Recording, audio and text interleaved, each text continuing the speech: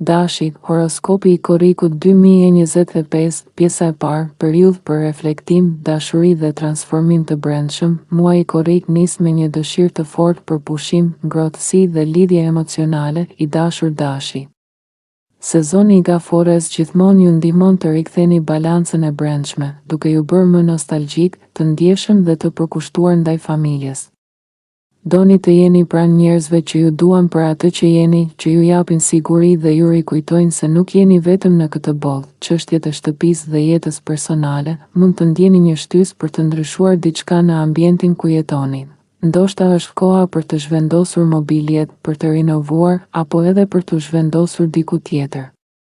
Kërkoni një hapësirë më të rehatshme që pasqyron mirëqenien tuaj shpirtërore. Dashuria ndriçon M4 korrik, me hyrjen e Venusit në binjak M4 korrik, dashuria, komunikimi dhe shpreha emocionale marrin hovë. Nëse keni ndjenja për dikë, kjo është koha për t'i shprehur me zemër të hapur. Fjalët tuaja do të kenë peshë dhe ndikim.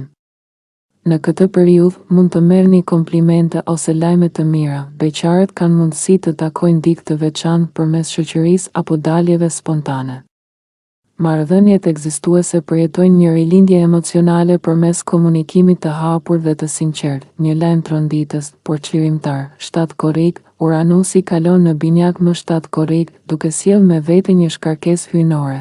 Një lajm, ide apo përvojë që mund të ndryshojë rrënjësisht mënyrën se si e shihni botën.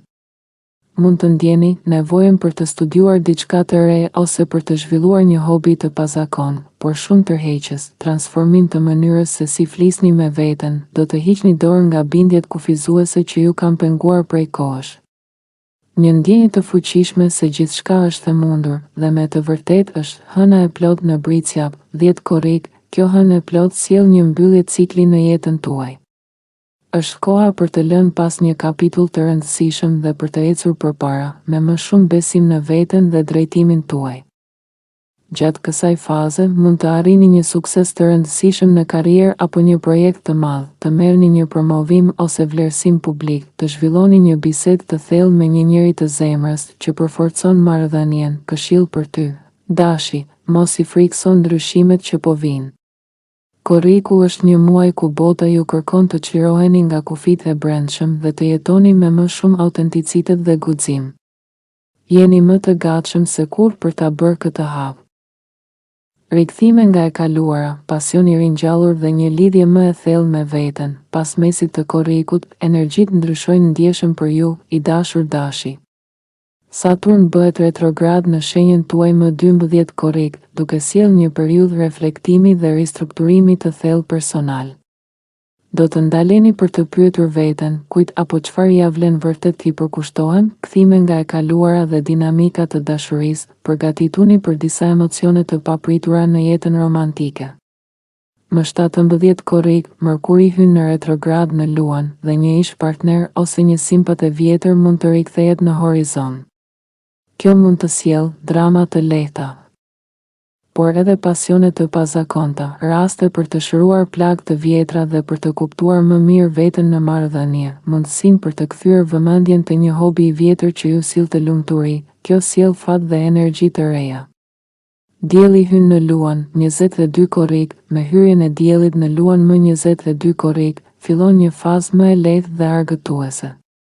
Jeni të lidhur me fëmijën tuaj të brendshëm, ndiheni më të gjallë, më krijues dhe më të gatshëm për të shijuar jetën. Ky është momenti ideal për projekte pasioni apo ide kreative, vetë shprehje të sinqertë dhe besim në vetvete, lojë, romancë dhe risi në jetën sentimentale. Është koha për ta rifreskuar profilin tuaj në aplikacionet e takimeve.